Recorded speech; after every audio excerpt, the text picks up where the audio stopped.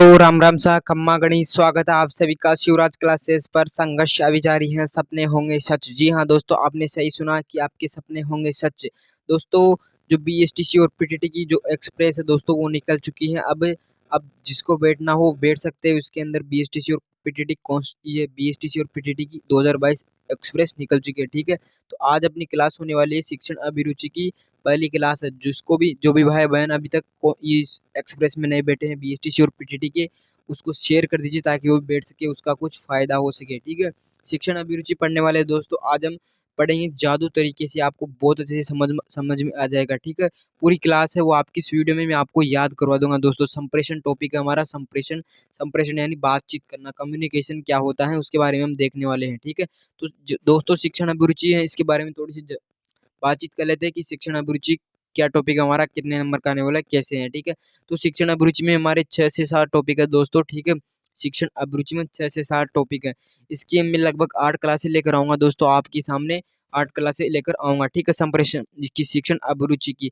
और इसमें सबसे पहले हम थ्योरी के माध्यम से पढ़ेंगे, फिर इसके बाद में लास्ट में मैं आपको क्वेश्चन बताऊंगा, उनका आपको आंसर देना है कि आपने क्या पढ़ा है। आपकी जांच तो की जाए कि आप पढ़ते हो या फिर वीडियो देखकर चले जाते हो। ठीक है, तो आपको क्या करना, पढ़ना, मौज नहीं लेना। ठीक है, मजे नहीं करना। अब तो चलिए अब शुरुआत करते हैं। शिक्षण अभिरुचि दोस्तों, आपकी लगभग आपकी ये 150 नंबर की होगी। ठीक है, 150 नंबर की होगी। इसके अंदर शिक्षण अभिरुचि में आपके 50 क्वेश्चन आने वाले हैं। 150 नंबर की होने वाली। एक क्वेश्चन है 3 नंबर का है। ठीक है, इसमें आपके जो अंक मिलेंगे दोस्तों, वो जो बेस्ट आंसर होगा आपको उसके 3 नंबर मिलेंगे। फिर उससे थोड़ा हल्का होगा उसके 2, फिर नॉर्मल होगा उसका 1, और जो सबसे गलत होगा उसके 0 नंबर मिलेंगे। दोस्तों, ये आपके लिए गुड चांस है कि आपके इसमें नंबर नहीं कटने वाले। मैं मानता हूँ कि 0 नंबर तो आपके कुछ 1-2 बच्चों को ही मिल सकते हैं, यानी यदि उनको भी नहीं मिलेंगे, यदि आप मेरे साथ बने रहेंगे। ठीक है, लास्ट तक बने रहना दोस्तों। ये एक्सप्रेस निकल चुकी है, अब रुकने वाली नहीं है। डायरेक्ट एग्जाम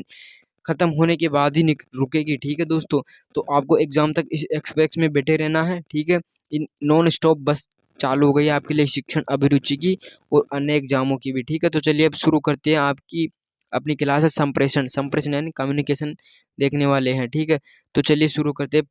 पहली क्लास आज हमारी संप्रेषण। क्या है दोस्तों संप्रेषण? संप्रेषण यानी क्या होता है, कम्युनिकेशन होता है संप्रेषण। ठीक है, तो इसके बारे में देखते हैं कि संप्रेषण क्या होता है। संप्रेषण दोस्तों, संप्रेषण ये बना है आपका थोड़ा सा मैं आपको यहाँ पर कलर क्या है चेंज कर लेता हूँ दोस्तों, 1 सेकेंड।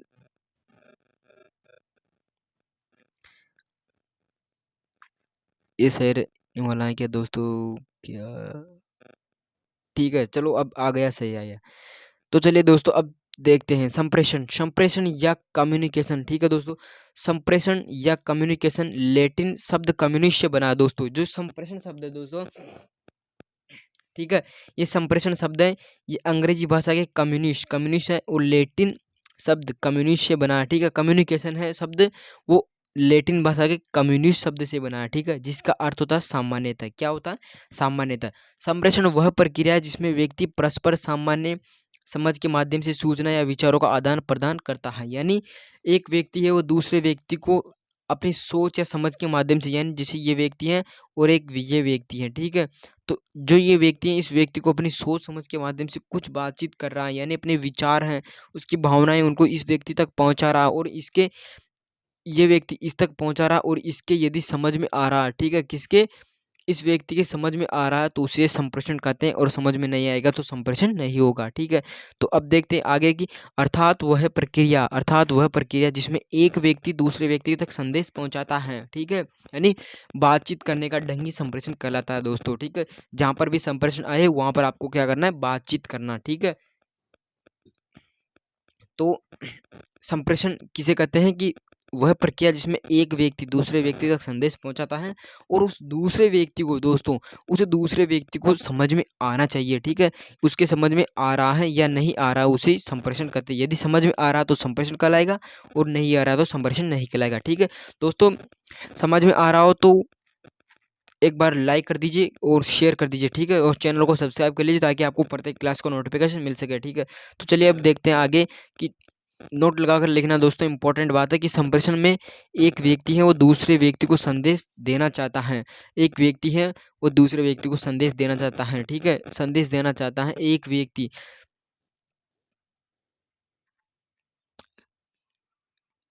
ठीक है दोस्तों, तो संप्रेषण में एक व्यक्ति है वो दूसरे व्यक्ति को संदेश देना चाहता है और वास्तव में वही संदेश सामने वाले तक पहुंचता है। यानी हमने पिछले देखा था कि ये एक व्यक्ति है, ये दूसरे व्यक्ति तक, यानी जैसे ये कोई व्यक्ति है ये, ठीक है, अब ये व्यक्ति इस व्यक्ति तक कोई संदेश पहुंचा रहा है, ठीक है, एग्जाम्पल है समझिएगा, ठीक है, इस व्यक्ति तक कोई संदेश पहुंचा रहा था और इस व्यक्ति तक दोस्तों वो संदेश है, ठीक है, उस व्यक्ति तक वो संदेश पहुंचता है। इस व्यक्ति से कोई संदेश है, इस व्यक्ति की बात है दोस्तों, इस व्यक्ति की, और इस व्यक्ति के समझ में आ रही है ये बात है ना, तो वो संप्रेषण कहलाएगा, ये अन्यथा नहीं कहलाएगा।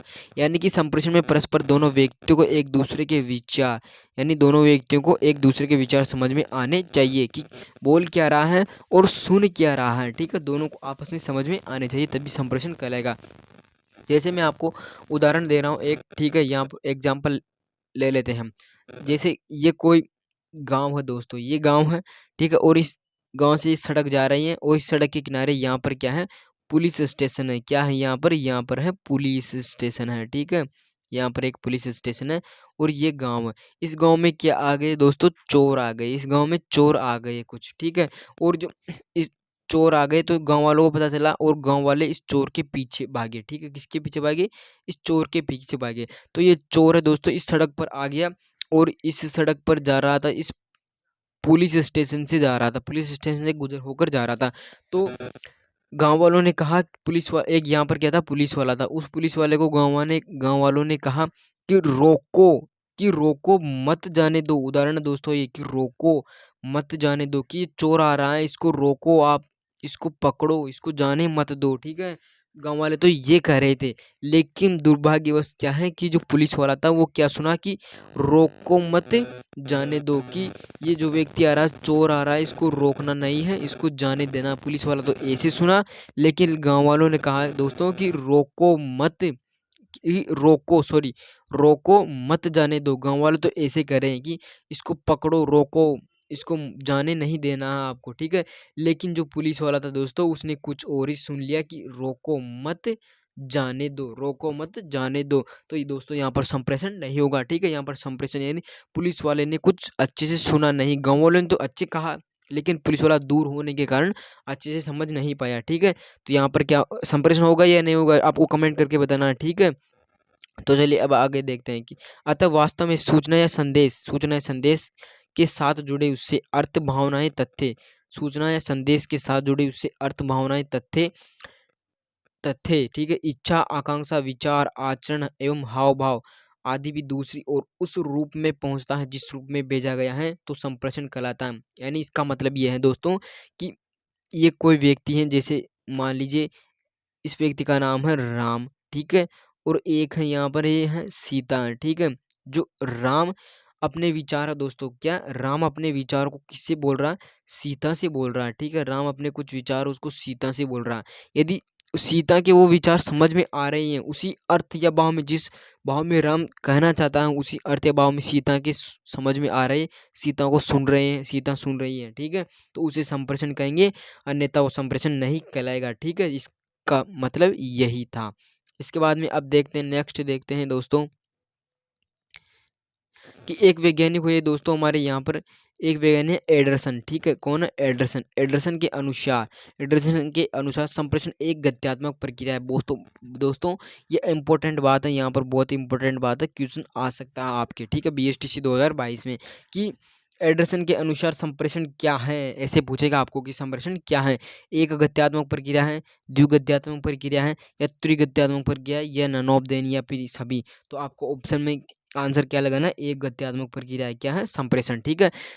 इसके बाद में हम देखते हैं कि जिसमें व्यक्ति चेतनता या अचेतनता दूसरों के संज्ञानात्मक ढांचे को संकेतों उपकरणों या साधनों द्वारा प्रभावित करती है। जैसे कोई व्यक्ति है दोस्तों, संकेतों के द्वारा संप्रेषण कैसे होता है, मैं आपको बता रहा हूँ कि जैसे सुबह सुबह का माहौल था और इस विद्यालय के अंदर क्या आ रहे थे, गुरुजी आ रहे थे, और यहाँ पर क्या थे, बच्चे थे। तो गुरुजी को देखकर बच्चों ने हाथ जोड़ा, क्या जोड़ा दोस्तों, हाथ जोड़ा, यानी हाथ जोड़कर बच्चे क्या कर रहे थे, हाथ जोड़कर बच्चे संकेत की ओर से, संकेतों से, हाथ जोड़ने को क्या कहते हैं, संकेत ही दोस्तों। हाथ जोड़ेंगे तो संकेत ही तो हुआ। तो गुरुजी ने जैसे ही बच्चों की तरफ देखा तो बच्चों ने हाथ जोड़ लिया, ठीक है। और बच्चे जैसे ही हाथ जोड़ते गुरुजी सोच लिए कि ये बच्चा हमको क्या करना है, प्रणाम कर रहा है, कि हमको क्या कर रहा है, ये प्रणाम कर रहा है, ठीक है। जैसे ही बच्चों ने हाथ जोड़े तो गुरुजी को समझ में आ गया कि हमको प्रणाम कर रहा है, तो गुरुजी ने उनको नमस्कार किया, ठीक है। और यही बात यदि आपका जो लंच का टाइम होता है दोस्तों, वो होता है तीसरे पीरियड में, ठीक है। स्कूलों में तीसरे पीरियड व्यवस्था चलती है, तो तीसरे पीरियड में आपको पानी पीने का टाइम मिलता है, ठीक है, पानी या पेशाब करने का। तो आप को जाना तो कब था, तीसरे पीरियड में, लेकिन आपने आपके दुर्भाग्यवश, ठीक है, तो दूसरे पीरियड में आपने खड़े होकर गुरुजी के सामने हाथ जोड़ लिए, ठीक है। तो गुरुजी को समझ में आ गया कि बच्चा पानी पीने जाने वाला है, तो गुरुजी क्या कहते हैं कि मर जा, मर जा यानी जा, ठीक, मर जा, ठीक है, ऐसे बोलते हैं गुरुजी। तो गुरुजी को क्या कहते थे, समझ में आ जाते। और यदि आप यही बात तीसरे घंटे में कहते यानी तीसरे पीरियड में कहते, तो गुरुजी आपको वहां से भेज देते कि चले जाओ, ठीक है, ऐसे बोलते। तो आपको यहाँ पर आपको पता चल गया कि संकेतों से कैसे संप्रेषण होता है, ठीक है।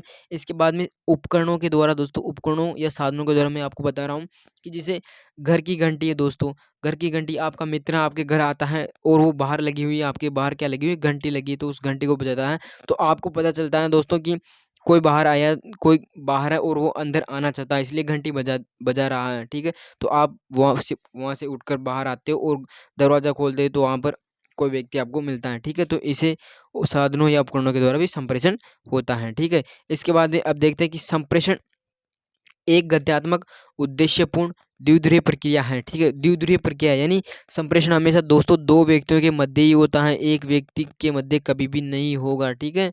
दो व्यक्तियों के मध्य ही संप्रेषण होगा, यानी एक व्यक्ति दूसरे व्यक्ति तक उसी अर्थ या भाव में यानी उस कोई एक व्यक्ति कुछ बात कहना चाहता है और दूसरे व्यक्ति तक उसी अर्थ या भाव में समझ में आ जाता है, तो उसे संप्रेषण कहते हैं, ठीक है। जिसमें संप्रेषण सामग्री, विषय वस्तु, सूचना संप्रेषण करने वाला, ग्रहण करने वाला होता है, यानी संप्रेषण के अंदर करने वाला होता है, सुनने वाला होता है, माध्यम क्या है, ठीक है, ये इसके तत्व हैं। तो अब आगे देखने वाले हैं, ठीक है। तो इसके बाद आता है कि इसमें सूचना और विचारों का आदान प्रदान, सूचना एवं विचारों का आदान प्रदान मौखिक, लिखित या सांकेतिक अन्य साधनों द्वारा होता है। ये संप्रेषण के साधन है दोस्तों, इसके बारे में अभी हम डिटेल से देखने वाले हैं, ठीक है। तो इसके बाद में हम नेक्स्ट आते हैं कि आगे संप्रेषण के उद्देश्य, ठीक है दोस्तों। अब अगला टॉपिक आता है हमारा कि संप्रेषण के उद्देश्य, इसमें आ रहा है, ठीक है। तो संप्रेषण के उद्देश्य दोस्तों प्रेरणा देना, सूचना देना, चेतावनी देना, यानी किसी को प्रेरणा देनी हो तो संप्रेषण के माध्यम से दे सकते हैं, है ना। किसी को सूचना देनी हो तो वो भी दे सकते हैं, चेतावनी देनी हो तो वो भी हम संप्रेषण के माध्यम से दे सकते हैं, ठीक है। इसके बाद में बताएं कि व्यवहार परिवर्तन दोस्तों, व्यवहार परिवर्तन अच्छे संबंध, यानी यदि आप किसी व्यक्ति से मीठी मीठी बातें करोगे तो उससे अच्छे संबंध बनेंगे, आपके व्यवहार में परिवर्तन आएगा। किसी को सुझाव देना हो तो वैसे भी दे सकते हो आप संप्रेषण के माध्यम में। और जो इम्पोर्टेंट आता है दोस्तों, वो ये है कि अधिगम को अर्थपूर्ण एवं समझ से युक्त बनाना, ठीक है। अधिगम को क्या बनाना, अर्थपूर्ण एवं समझ से युक्त बनाना। ये क्या हो जाएगा दोस्तों, आपको संप्रेषण के उद्देश्य हो जाएंगे, ठीक है। ये संप्रेषण के उद्देश्य थे। इसके बाद में आते हैं संप्रेषण के तत्व दोस्तों, संप्रेषण के तत्व आते हैं, यानी संप्रेषण में कौन कौन शामिल होता है, संप्रेषण किस प्रकार होता है, ठीक है। सबसे पहला है प्रेषक, यानी कहने वाला, कोई व्यक्ति, ये हो गया कहने वाला, ये हो गया सुनने वाला, यानी ये कुछ बात कह रहा है, ठीक है। कहने वाला और सुनने वाला, ये तो हो गया कहने वाला यानी प्रेषक, ठीक है। और ये हो गया सुनने वाला यानी ग्राही। दो तत्व तो यही हो गए दोस्तों, प्रेषक और ग्राही हो गए। इसके बाद में होता है संदेश, कि क्या कहना है, ठीक है। माध्यम, कि किस माध्यम से करना है, बोल कर करना है, लिख कर करना है, या फिर कुछ और साधन के द्वारा करना है। संकेत या प्रतीक, कैसे करना है, कौन से प्रतीकों के द्वारा करना है। विचारों की भाषा, यानी विचार कैसे हैं आपके, स्पष्ट हैं या फिर कुछ उनके अंदर अलंकारों मुहावरों का प्रयोग हुआ है, ऐसे हैं, ठीक है। तो अलंकार और मुहावरों का प्रयोग हो रहा है दोस्तों संप्रेषण में, तो वहाँ वो संप्रेषण सफल संप्रेषण नहीं माना जाएगा, ठीक है, वहाँ पर संप्रेषण नहीं होगा। संदेशों का अर्थ कैसा है, ठीक है। तो ये थे हमारे संप्रेषण के प्रकार, क्या थी, ये संप्रेषण के तत्व थे सॉरी दोस्तों, ठीक है। तो पहला था प्रेषक, दूसरा संदेश, तीसरा माध्यम, चौथा संकेत या प्रतीक, पांचवा विचारों की भाषा और छठा था संदेशों का अर्थ, ठीक है। इसके बाद में अब नेक्स्ट देखते हैं दोस्तों कि संप्रेषण का तत्व नेक्स्ट अलग और कौन से आते हैं, ठीक है। तो यहाँ पर जो अगला संप्रेषण का तत्व आता है वो आता है पृष्ठ पोषण, ठीक है। और नेक्स्ट आता है दोस्तों, सॉरी दोस्तों, वो आता है ग्राही, ठीक है। ग्राही यानी सुनने वाला। तो दोस्तों अब आता है हमारा पृष्ठपोषण और ग्राही। ग्राही ग्राही का मतलब हो जाएगा सुनने वाला, यानी प्रेषक तो कहने वाला और ग्राही सुनने वाला, ठीक है। और नेक्स्ट आता है संप्रेषण संदर्भ, ठीक है। तो ये हो गए संप्रेषण के तत्व। अब हम देखते हैं संप्रेषण के प्रकार के, संप्रेषण कितने प्रकार के होते हैं। तो दोस्तों संप्रेषण है वो दो प्रकार के होते हैं, पहला संदेश प्रवाह के आधार पर, दूसरा माध्यम के आधार पर, ठीक है। और संदेश प्रवाह के आधार पर कितने भागों में बांटा गया संप्रेषण को, वो देखते हैं कि संप्रेषण संदेश प्रवाह के आधार पर दोस्तों संप्रेषण को तीन भागों में बांटा गया है, ठीक है। पहला अधोगामी, दूसरा ऊर्ध्वगामी और तीसरा समतल संप्रेषण। दोस्तों ये समतल संप्रेषण है, ये दो व्यक्ति यानी जो समान व्यक्ति होते हैं दोस्तों, जैसे ये दोनों क्या है, मजदूर हैं, ठीक है। इनके बीच में जो बातचीत होती है वो समतल संप्रेषण कहलाता है, यानी अपने समान यानी अपने लेवल के व्यक्तियों के मध्य जो संप्रेषण होता है, जैसे बड़ों बड़ों के मध्य संप्रेषण होता है वो बड़े समतल संप्रेषण हो जाएगा, ठीक है। छोटे छोटे के मध्य समतल हो जाएगा, ऐसे है। फिर था अधोगामी संप्रेषण, देखते हैं दोस्तों कौन सा संप्रेषण, अधोगामी। जैसे अधोगामी संप्रेषण वहां होगा दोस्तों कि जैसे कोई कलेक्टर है, ठीक है, कौन है कलेक्टर है, वो तहसीलदार को कोई ऑर्डर दे रहा है, तहसीलदार को कोई ऑर्डर दे रहा है कि आपको अपने गांव में ये करवाना है, ठीक है, ऐसे अपने पंचायत में ये करवाना है, ठीक है। तो उसे क्या कहते हैं, अधोगामी संप्रेषण कहते हैं। और जो ऊर्ध्वगामी से कहते हैं दोस्तों कि कलेक्टर है, कौन है दोस्तों, कलेक्टर है, ठीक है, कौन है कलेक्टर है, वो कलेक्टर है, वो तहसीलदार से कोई सुझाव मांगता है दोस्तों, तहसीलदार से क्या सुझाव मांगा गया, सुझाव मांगता है। तो जो तहसीलदार है वो कलेक्टर को कुछ सुझाव देता है, तो उसे क्या कहते हैं, ऊर्ध्वगामी संप्रेषण कहते हैं, ठीक है। तो समझ में आ गया होगा तीनों संदेश प्रवाह के आधार पर संप्रेषण के प्रकार। अधोगामी तो बड़ा है, कलेक्टर है, वो तहसीलदार को ऑर्डर देगा, ठीक है। ऊर्ध्वगामी में हो जाएगा कि तहसीलदार है, वो कलेक्टर को क्या देगा, सुझाव देगा। और समतल में हो जाएगा अपने आपस के बराबर के व्यक्तियों में होने वाला संप्रेषण क्या कहलाता है, समतल संप्रेषण कहलाता है। इसके बाद में था माध्यम, दूसरा प्रकार आता है हमारा माध्यम के आधार पर संप्रेषण के प्रकार, ठीक है। तो माध्यम के आधार पर दोस्तों दो प्रकार के होते हैं, पहला शाब्दिक और दूसरा अशाब्दिक होता है। तो शाब्दिक संप्रेषण दोस्तों शाब्दिक संप्रेषण होता है दोस्तों, उसके अंदर लिखित और मौखिक आता है, यानी अपने जो विचार है उनको लिख कर कहना या फिर बोल कर कहना, वो क्या कहलाएंगे, शाब्दिक संप्रेषण कहलाएंगे। और दूसरा होता है अशाब्दिक। अशाब्दिक के अंदर आप संकेतों के द्वारा, जैसे हाथ जोड़े थे, ठीक है, गुरुजी के सामने, तो वो जाएगा संकेतों के द्वारा। चक्षु संप्रेषण यानी किसी को आंखों से समझा देना, स्पर्श करके किसी चीज को स्पर्श करके उसको समझा देना, ठीक है, ऐसे होता है अशाब्दिक संप्रेषण। इसके बाद अब नेक्स्ट देखते हैं कि दोस्तों जो संप्रेषण की बाधाएं हैं वो देखने वाले हैं हम। संप्रेषण की क्या बाधाएं, पहली बाधा आती है भौतिक बाधा है, ठीक है। पहली बाधा क्या आती है, भौतिक बाधा, संप्रेषण की बाधाएं। ये किस संप्रेषण ऐसे होता है, अब लास्ट पड़ाव पर पहुंच के दोस्तों हम संप्रेषण की, ठीक है, तो संप्रेषण की बाधाएं देखते हैं हम। दोस्तों संप्रेषण की बाधाएं वो यहाँ पर देखने वाले हैं हम कि संप्रेषण की बाधाएं कौन कौन सी बाधाएं हैं, ठीक है। फिर हम क्वेश्चन करने वाले हैं दोस्तों। अब आपको अच्छे से समझ में आ गया होगा कि आपने अभी तक क्या पढ़ा है, उसके क्वेश्चन करने वाले हैं। संप्रेषण की दो बाधाएं होती है दोस्तों, पहली भौतिक बाधा, दूसरी भाषा की बाधा। जैसे भाषा की बाधा है दोस्तों ऐसे जाएगी कि भाषा के अंदर जैसे आप किसी भी दूसरे व्यक्ति तक, ये एक व्यक्ति है, मान लो के व्यक्ति है, के व्यक्ति है, पी व्यक्ति तक कोई संदेश पहुंचा रहा है, यदि इस ये अपनी भाषा के अंदर अलंकारों या मुहावरों का प्रयोग करता है, ठीक है, और वो पी व्यक्ति को समझ में नहीं आता है, तो उसे भाषा की बाधा कहते हैं, ठीक है, ऐसे होता है। तो चलिए अब हम दोस्तों आपको अच्छे से समझ में आ गया होगा, ठीक है। मैंने आपको पूरी डिटेल बता दी। इस क्लास से आपके दोस्तों 6 से 7 क्वेश्चन आने वाले हैं, ठीक है। शिक्षण अभिरुचि में आपके इस क्लास से 6 से 7 क्वेश्चन आपको हूबहू मिल जाएंगे, ठीक है। तो अब इम्पोर्टेंट क्वेश्चन देखने वाले हैं हम कि कौन कौन से क्वेश्चन होने वाले हैं। तो पहला क्वेश्चन है कि संप्रेषण का अर्थ है, संप्रेषण का क्या अर्थ होता है दोस्तों, वो आ गया हमारा पहला क्वेश्चन। आपको यहाँ पर ऑप्शन दे रहा हूँ मैं, यहाँ पर दूसरे पेज में आ गए दोस्तों, और ऑप्शन, दो ऑप्शन दे रहा हूँ मैं आपको यहाँ पर, ठीक है। मैंने आपको सब कुछ बता दिया है। संप्रेषण का अर्थ क्या है, ये है ऑप्शन। ऑप्शन ए है कि एक व्यक्ति की बात दूसरे तक पहुंचाना। क्या एक व्यक्ति की बात दूसरे तक पहुंचाना ही होता है क्या संप्रेषण दोस्तों, कमेंट करके बताओ फटाफट, ठीक है। या फिर एक व्यक्ति की बात उसी भाव या अर्थ में अन्य तक पहुंचाना होता है। दोनों में से आपको सही आंसर बताना है दोस्तों। क्या यहाँ तक की सीमित रहेगा क्या, या फिर उसी अर्थ या भाव में पहुंचाएगा। तो दोस्तों इसका जो राइट आंसर हो जाएगा वो हो जाएगा कि एक व्यक्ति की बात है वो दूसरे व्यक्ति को उसी अर्थ या भाव में पहुंचाना ही क्या कहलाता है, संप्रेषण कहलाता है। मैंने आपको बताया था कि जो एक व्यक्ति है वो दूसरे व्यक्ति को उसी अर्थ या भाव में यदि कहने वाला हो उसके विचार दूसरे व्यक्ति को उसी अर्थ या भाव में समझ में आ रहे हैं तो उसे क्या कहते हैं, संप्रेषण कहते हैं। तो ये था हमारा पहला क्वेश्चन, ठीक है। इसके बाद में अब दूसरा क्वेश्चन देखते हैं हम।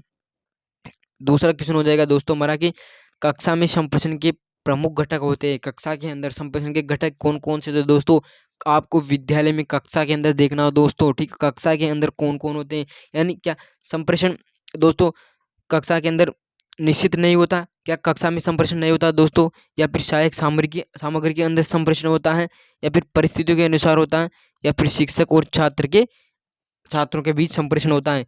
कक्षा में आपको कक्षा के अंदर देखना हो दोस्तों, कक्षा में कौन कौन बोलते हैं, कौन कौन बातचीत करते हैं, तो क्या सहायक सामग्री करेगी दोस्तों, या फिर परिस्थिति करेगी, या निश्चित नहीं है ये करेगी। तो वहाँ पर जो दोस्तों संप्रेषण होता है वो शिक्षक और छात्र के बीच में होता है, ठीक है। ये दूसरा क्वेश्चन था हमारा, इसका राइट आंसर हो जाएगा ऑप्शन नंबर डी।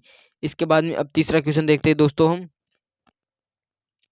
तीसरा क्वेश्चन आपका, यहाँ पर मैं आपको तीसरा क्वेश्चन बता रहा हूँ दोस्तों, ठीक है। तीसरा क्वेश्चन हो जाएगा आपका कि शिक्षक के संप्रेषण में होना चाहिए दोस्तों, शिक्षक के संप्रेषण यानी शिक्षक पढ़ा रहा हो तो उसके संप्रेषण में क्या होना चाहिए, उत्साह होना चाहिए यानी जोश से पढ़ाना चाहिए, या अचेतन होना चाहिए, विचारों की स्पष्टता होना चाहिए, उद्देश्य प्राप्ति की लालसा होनी चाहिए दोस्तों। इस पे आंसर तो आपको पूरे ही सही मिलेंगे, सिर्फ एक ही गलत मिलेगा, लेकिन जो तीन ऑप्शन मिलते हैं दोस्तों उनमें से सबसे बेस्ट कौन सा वो आपको पता लगाना होता है, ठीक है। तो उत्साह तो दोस्तों होना ही चाहिए, ठीक है, ये तो ठीक ठाक है। और जो अचेतना तो होनी नहीं चाहिए दोस्तों, ये तो गलत ही हो जाएगा। विचारों की स्पष्टता भी होनी चाहिए, ये भी ठीक ठाक है।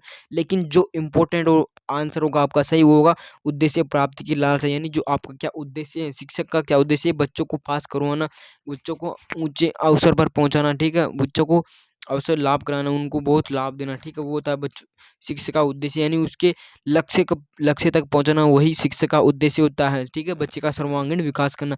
तो क्या हो जाएगा, उद्देश्य प्राप्ति की लालसा, ठीक है, ये हो जाएगा इसका राइट आंसर। इसके बाद में नेक्स्ट क्वेश्चन आता है कि संप्रेषण क्या है। संप्रेषण है, संप्रेषण कला है दोस्तों, या भाषा या आदान प्रदान है, या शैक्षिक योग्यता है, या कला विज्ञान है। दोस्तों संप्रेषण भी क्या है, एक कला होती है दोस्तों, कला और एवं विज्ञान होती है दोस्तों। संप्रेषण भी क्या है, जो विद्या शिक्षक होता है दोस्तों उसके अंदर जो संप्रेषण होता है दोस्तों, यानी बातचीत करने का ढंग है, वो भी क्या है, एक कला एवं विज्ञान है दोस्तों, ठीक है। इसका राइट आंसर हो जाएगा कला एवं विज्ञान, ठीक है। इसके बाद में हम नेक्स्ट क्वेश्चन देखते हैं हम। पांचवा क्वेश्चन आता है कि संप्रेषण कौशल अर्जित किया जा सकता है। संप्रेषण कौशल अर्जित किया जा सकता है, ये कथन है दोस्तों, ये कथन सत्य है या लगभग सत्य है, या फिर कटु सत्य है या असत्य है दोस्तों, आपको बताना है, ठीक है। कि संप्रेषण है दोस्तों क्या वो जन्मजात होता है, या फिर उसको बाद में भी अर्जित किया जा सकता है दोस्तों, बाद में भी अर्जित किया जा सकता है क्या। तो दोस्तों इसका राइट आंसर हो जाएगा सत्य है, बिल्कुल ये कथन सत्य है दोस्तों, ठीक है। क्योंकि जो संप्रेषण है दोस्तों वो बाद में भी अर्जित किया जा सकता है, ठीक है, बाद में भी क्या किया जाता है, अर्जित किया जा सकता है। तो दोस्तों आज की हमारी संप्रेषण थी, और इस क्लास में हमारा संप्रेषण टॉपिक समाप्त होता है, ठीक है। क्या होता है संप्रेषण, जो हमारा टॉपिक था दोस्तों वो इस क्लास में हमारा समाप्त हो चुका है, ठीक है। तो अब आपको ये क्लास कैसी लगी आप कमेंट करके बताना, और जो आपको कितने क्वेश्चन सही निकले, 5 क्वेश्चन दिए थे मैंने आपको लास्ट में, उनमें से आपके कितने क्वेश्चन सही निकले वो भी कमेंट करके बताना है, ठीक है। और जो इस एक्सप्रेस है दोस्तों ये निकल पड़ी है आज, अब रुकने वाली नहीं है दोस्तों ये, ठीक है, रोजाना आपको क्लास मिलने वाली है। और यदि आप लाइव पढ़ना चाहते हो तो मेरे को कमेंट करके बताना कि आपको लाइव पढ़ना हो और कौन से टाइम पर पढ़ना हो दोस्तों, क्या, क्योंकि आपके जब भी 12th वालों के एग्जाम चल रहे हैं इसलिए मैं आपको लाइव नहीं पढ़ा पा रहा हूँ अभी, ठीक है। तो वो फ्री होते 12th वाले भी फिर आपको लाइव पढ़ाने वाला हूँ मैं, ठीक है। और यदि आप लाइव अभी भी से पढ़ना चाहते हो तो आप मेरे को टाइम बता देना, ठीक है, टाइम बता देना मेरे को दोस्तों, आप जब भी फ्री हो मैं आपको पढ़ाने के लिए तैयार हूँ, ठीक है। तो चलिए लाइक और शेयर सब्सक्राइब कर दीजिए। तो चलिए आज के लिए धन्यवाद। जय जय राजस्थान, जय जय।